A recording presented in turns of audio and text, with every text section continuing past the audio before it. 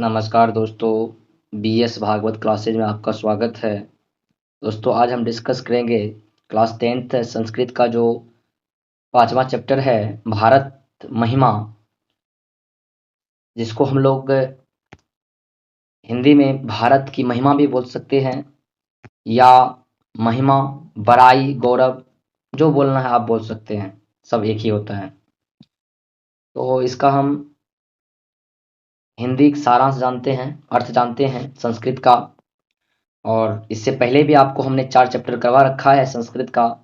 अगर आपने नहीं देखा अभी तक, अगर लगे कि आपके लिए ज़रूरत है वो वीडियो देखना आवश्यक है, तो जा कर के वो वीडियो देखिए।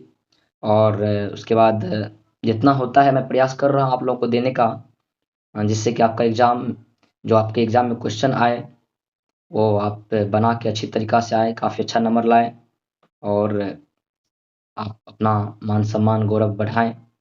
तो ध्यान दीजिए दोस्तों, कह रहा है भारत की महिमा। भारत की महिमा यानी भारत महिमा अस्माकं देश भारतवर्ष मिति कथ्यते, अस्य महिमा सर्वत्र गीयते। पठे अस्मिन् विष्णुपुराणतः भागवतपुराणस्य भागवतपुराणतः च प्रथम द्वितीय च क्रमशः पदयम् गृहीतमस्ति। अवशिष्टानि पदयान्यध्याक्षेण निर्मय प्रस्तावितानि। इसका जो हिंदी अर्थ होता है दोस्तों, चलिए इसका हिंदी अर्थ हम देखते हैं। थोड़ा कलर को हम लोग और जो पतला कर लेते हैं, येलो कलर ले लेते हैं एक बार, थोड़ा बचा हुआ। भारत महिमा, भारत प्रति भारत भक्ति अस्माकं कर्तव्य रूपेण वर्तते। इसका मतलब हुआ, इसका जो अर्थ है समझिए, एक तरह से क्या कर रहा है, हमारे देश को भारतवर्ष कहा जाता है। इसकी महिमा यानी कि हमारे देश को क्या कहा जाता है, भारतवर्ष कहा जाता है। और इसकी महिमा जो है सब जगह गाई जाती है।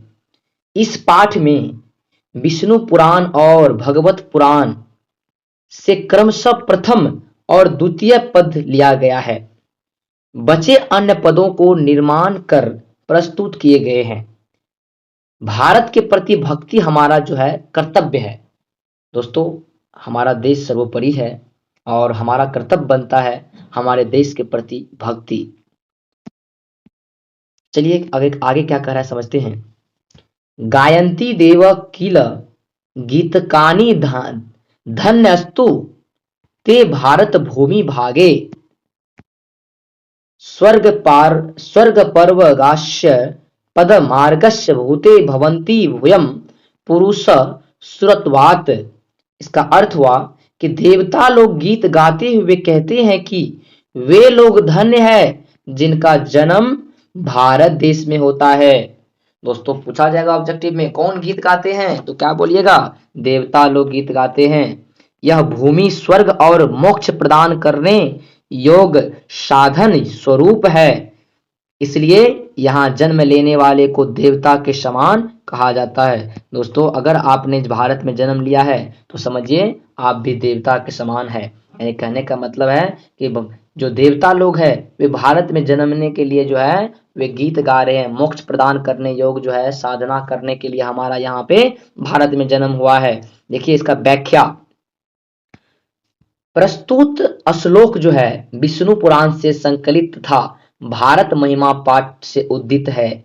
इसमें भारत देश की विशेषताओं के बारे में कहा गया है। यह देश धरती पर स्वर्ग के समान माना जाता है। पुराणकार का कहना है कि यह भूमि स्वर्ग और मोक्ष प्रदान करने वाली है। यहाँ जन्म लेने वाले देवतुल्य माने जाते हैं। जो भी व्यक्ति यहाँ जन्म लेते हैं वे देवता तुल्य माने जाते हैं, क्योंकि यहाँ रामकृष्ण, कौन, रामकृष्ण जैसे देवताओं ने जन्म ग्रहण कर यह सिद्ध कर दिया है, इसलिए इस देश में जन्म लेने वाले को देवता के स्वरूप माना जाता है। चलिए आशा है कि आप लोग समझ गए होंगे। दोस्तों अगर इस वीडियो का पीडीएफ चाहिए तो आप डिस्क्रिप्शन में लिंक दिया हुआ वहां से पीडीएफ डाउनलोड कर सकते हैं। अहो अहो अमीसम किमकारी शोभनम प्रसन्नम ऐसा स्वीदूतम स्वयं हरि ये जन्म ये जन्म लब्ध निरिषु भारताजिरे मुकुंद सेवोपयकम अस्पृहा ही ना। इसका जो अर्थ हुआ कि देवता लोग इस देश के गुणगान करते हुए कहते हैं कि अहो, देखिए क्या कहते हैं गुणगान करते हुए, अहो ईश्वर के द्वारा कितना सुंदर बनाया गया है, जिससे मनुष्य भारत भूमि पर हरि के सेवा योग बन जाता है। दोस्तों, भारत भूमि को कितना सुंदर बनाया गया है। यहाँ पे जो लोग जन्म लेते हैं हरि की सेवा करने के योग बन जाते हैं। मेरी भी इच्छा भारत भूमि पर जन्म लेने को है, अर्थात जिस पर ईश्वर की कृपा होती है वही भारत भूमि पर जन्म लेते हैं। दोस्तों, ये कौन कह रहा है कि मेरा इच्छा है भारत में जन्म लेने का? ये देवता लोग गुण गा रहे हैं। भगवान देवता सब भी भारत में जन्मने की बात कर रहे हैं। बताइए क्या कह रहा है अगला व्याख्या इसका सुनिए। प्रस्तुत श्लोक भागवत पुराण से संकलित तथा भारत महिमा पाठ से उद्धृत है, यानी लिया गया है। इसमें भारत देश की महानता के बारे में कहा गया है। पुराणकार का कहना है कि भारत ही ऐसा देश है जहां भगवान भी जन्म लेने की इच्छा प्रकट करते हैं। इस देश में जन्म लेने वाले मनुष्य धन्यवाद के पात्र होते हैं, क्योंकि श्री हरि की सेवा में इच्छुक होते हैं। जिन लोगों ने यहाँ जन्म लिया है उनमें स्वयं भगवान भी है। इन्हीं विशेषताओं के कारण देवता इस देश के गुणगान करते हैं। दोस्तों, देवता लोग क्यों गुणगान कर रहे हैं पता चल गया ना। अब चलिए आगे चलते हैं। इयम निर्मला वत्सला मातृभूमि, इयम निर्मला वत्सला मातृभूमि प्रसीदम सदा भारतम वर्षमेता विभिन्न जना धर्म जाति प्रभेदे रिहे कत्वाभावम वहंतो वसंती। इसका जो अर्थ है, यह भारत वर्ष प्रसिद्ध है। यह भारत भूमि हमेशा पवित्र और ममतामयी है। यहाँ भिन्न भिन्न धर्म जाति के लोग भेद किए बिना भेदभाव के यहाँ एकता के भाव से यहाँ दोस्तों रहते हैं। भारत देश में ही ये एकता और अखंडता है। चलिए व्याख्या। प्रस्तुत श्लोक भारत महिमा पाठ से उद्धृत है। इसमें भारत देश की विशेषताओं के बारे में कहा गया है। विद्वानों का कहना है कि भारत ही ऐसा देश है जहां विभिन्न जाति के लोग आपस में मिलजुल कर एकता का परिचय देते हैं। यहाँ के निवासियों ने शत्रुओं के साथ मित्रता का व्यवहार किया है। भिन्न भिन्न जाति धर्म संप्रदाय के होते हुए भी सभी भाई भाई के समान एक साथ जो है यहाँ पे क्या कर रहे हैं, रहते हैं। ठीक है, आगे कह रहा है विशालास्म्याद्या धरा भारतीय सदा सेविता सागरे रम्य रूपा वनो पर्वत निर्झरे भव्य भूति वर्यहंती विरेशा शुभा चाप गामे भी। इसका मतलब हुआ, देखिए क्या इसका अर्थ हुआ। हमारी भारत भूमि विशाल मनोहर तथा बहुत ही क्या है दोस्तों, बहुत ही सुंदर ऐश्वर्य वाली है। यह सागरों वनों पर्वतों झरनों और बहती हुई नदियों से हमेशा सुशोभित है। हमारी जो भारत की भूमि है वे क्या है, विशाल है, मनोहर है तथा बहुत सुंदर ऐश्वर्य वाली है। यहाँ सागरों वनों पर्वतों झरनों और बहती हुई नदियों से हमेशा यह सुशोभित है। देखिए दोस्तों इसका व्याख्या क्या कह रहा है। व्याख्या।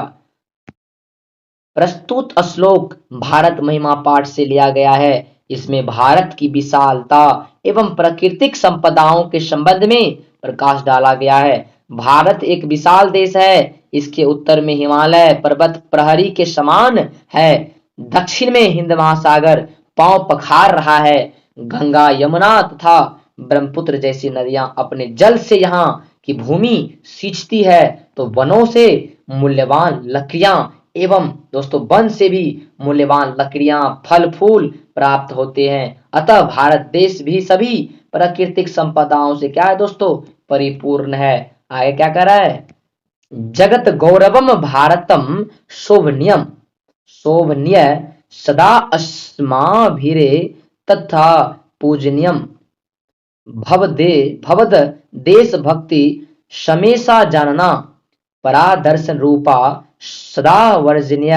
इसका अर्थ हुआ कि यह भारत देश शोभनीय और संसार का गौरव है और यह भूमि हम लोगों के द्वारा हमेशा पूजनीय है। यहाँ के सभी लोगों की देशभक्ति सदैव आकर्षणीय श्रेष्ठ और आदर्श स्वरूप है। इसका व्याख्या देखिए, प्रस्तुत श्लोक भारत महिमा पाठ से लिया गया है। इसमें देशभक्ति की विशेषताओं पर क्या किया गया दोस्तों, प्रकाश डाला गया है। अब देखिए, कवि कवि का कहना है कि हमारी देशभक्ति इतनी मधुर है कि विश्व के समक्ष नतमस्तक है। हाँ, विश्व का लोग नतमस्तक हो जाता है हमारे देश के सामने आकर के। इतना हमारी संस्कृति, इतना हमारा जो देश का भक्ति इतना मधुर है। हर व्यक्ति देशभक्ति की तीव्र भावना है, हर व्यक्ति के अंदर देशभक्ति है। सभी देश की रक्षा के लिए तन मन धन से समर्पित है। इसके आदर्श आचरण के कारण हमेशा शोभनीय और पूजनीय है यह धरती हमारा। दोस्तों, आशा है कि आप लोग समझ गए होंगे। तो दोस्तों, आप लोग अगर आपको लगे कि यह वीडियो हमारे लिए यूजफुल है, आपके लिए यूजफुल है, तो प्लीज आप अपना भी देखिए और दोस्तों में भी शेयर कीजिए। आशा है कि आप लोग समझदार है, कर देते हैं शेयर। धन्यवाद दोस्तों।